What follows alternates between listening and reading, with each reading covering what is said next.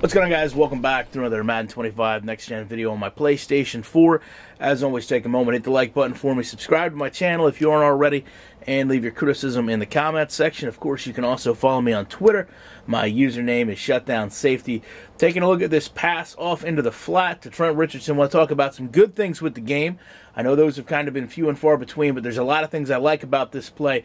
The problem is right now when we talk about the rate of seeing a play executed like this versus one with issues, it's really about 15% for me and some other people that I'm talking to. So the first thing we'll take a look at is the offensive line interactions.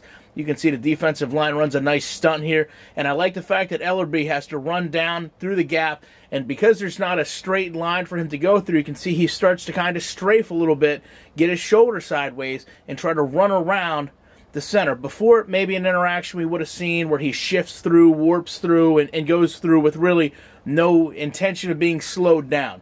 I also like the fact that my linemen kind of do a little bit better job of forming a pocket. This is obviously something Madden worked toward a lot this year, but I also want to focus on this linebacker here, because historically we've had problems with the flats being covered in Madden, and for the record in 2K5 and 2K8. A lot of times you had a defensive end or a linebacker over in this position that would turn around and run back to a zone. In this situation, you can see kind of goes forward a little bit and then starts to kind of side strafe out into that zone. Even though his back was turned there momentarily, this isn't as long as we've seen it out of other games. Now, because he maintains this position, as the pass goes out to the flat, he's in a much better position to run up and make a play.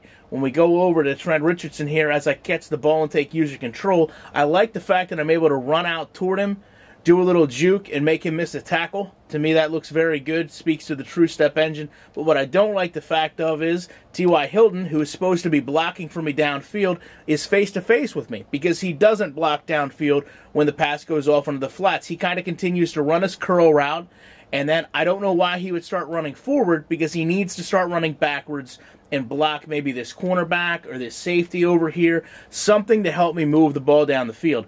Instead, because he doesn't create those blocks, I actually get tackled by the next man, and it turns into maybe what could have been a touchdown into about a 3-yard gain. So love to know your guys' opinions on this. Appreciate you checking the video out, and of course I'll be back probably again in the next day or two with more Madden 25 content.